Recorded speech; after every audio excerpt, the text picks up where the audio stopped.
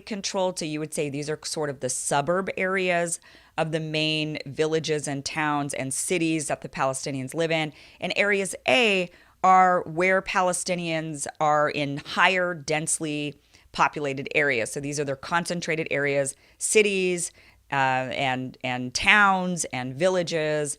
That is what area A is.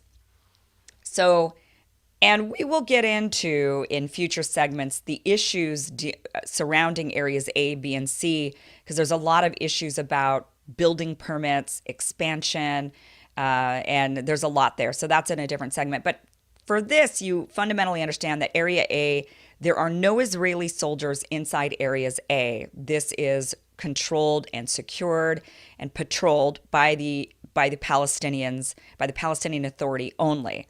So Area B is joint and Area C is only Israeli. Now, there are these red signs when you're traveling on the freeways, on the highways, getting in, all throughout the West Bank.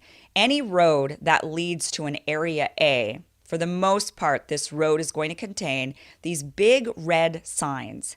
And the big red signs say, this road leads to Area A under the Palestinian Authority. The entrance for Israeli citizens is forbidden, dangerous to your lives, and is against Israeli law. Very scary. So this is one of the problems with the conflict between the Palestinians and the Israelis, is that there's a lot of fear going on where Israelis are basically told these Palestinians are going to kill you if you go into their region, that these Palestinians are dangerous, they're animals. It's almost like, oh my gosh, you're heading into Jurassic Park. You never know. These Palestinians are going to get you, with these giant red signs telling you, stay away. Your life is dependent on it. These people are dangerous. That feeds into the mentality that Palestinians are terrorists, that these Palestinians are you go in there and they're going to get you. Now, there is no doubt that there is a lot of tension between the Palestinians and the Israelis, and that many Palestinians, especially the youth, when they see an Israeli face, they see an oppressor. They see somebody who is making their lives miserable. They see somebody who is against them. So there is a lot of tension. There is a lot of violence. It is dangerous for some Israelis to travel into those areas. But they really mean, when they have these signs up there, they mean they mean it for Jewish Israelis only. They're not meaning this for the Arab Israelis, and it's rarely enforced. So there are times when you've got pretty contentious, violent, sort of extremist Israelis that will travel into these areas, and they will attack the Palestinians. And so there's a lot of tension, and a lot of that tension has to do with these red signs that are out there just basically telling everybody that everybody's an enemy. It's not helpful.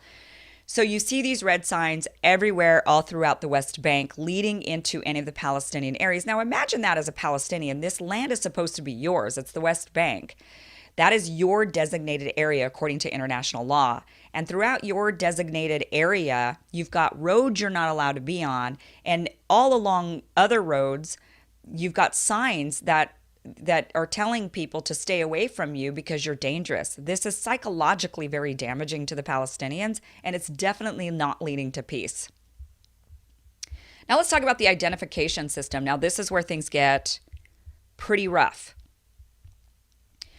There are green and blue IDs. This is the basic, green and blue. Now, there are different types of green and different types of blue, but blue is for all Israeli citizens. It's what they carry. It's their passport, right? Blue indicates for Israeli, and blue also indicates Palestinians living in Jerusalem, because Jerusalem is under Israeli annexation.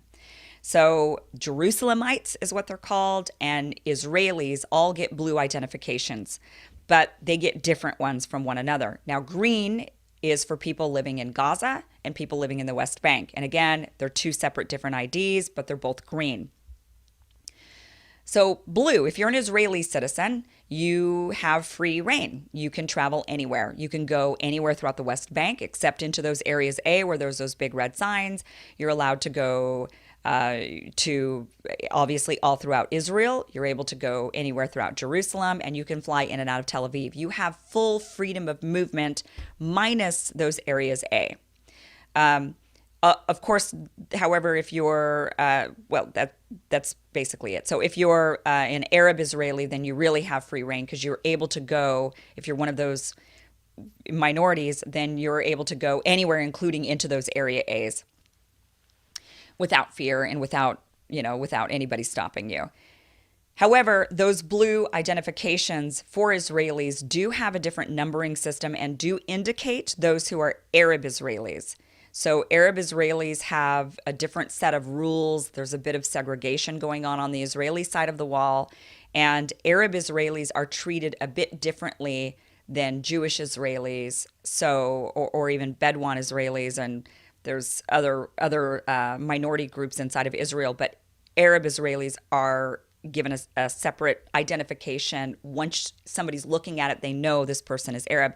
Because one thing to also know about the region is Palestinians and Israelis don't look all that different. There are many that look very, very similar, and it's really hard to tell the difference between the two.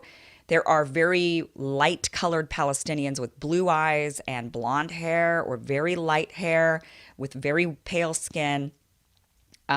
That's pretty common in Palestine. It's also common in Israel. There are dark Israelis, there are black Israelis, and the same thing over on the Palestinian side. So you can't tell what a person is based on looking at them over there. It's way more complex than that.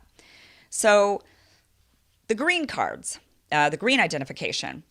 People in Gaza have a green ID that is indicating that they're Ghazian. They're really extremely restricted. They can't go anywhere. If you're Ghazian, you're stuck. You are in Gaza. You cannot leave. They technically have a system of you can apply and ask for permission to leave for some reason, but it's extremely difficult to get out of Gaza. It's also extremely difficult to get into Gaza. Again, you need to have special permission. You not only need to get permission from the Israelis, but you also need to get permission from Hamas, which is the governing body of Gaza. And Hamas also controls people going out and coming in, and they're not allowed to go into Egypt at all, and they're really, really stuck. Now, West Bank Palestinians, they also have a green ID, but the green ID indicates that they are in the West Bank, that they're in Palestine. These people are not able to go to they're only allowed to travel inside the West Bank. Now, they can go to Gaza with special permission, but again, it's very, very difficult. Usually, the only people from the West Bank who are allowed to get permission into Gaza are people with first-degree relatives in Gaza, typically former Ghazians that used to live there and then they left, and they're allowed to go in for special circumstances. But people in the West Bank, they're not allowed to travel anywhere in Jerusalem. They cannot use the Tel Aviv airport. They're not allowed to even go into Jerusalem. They are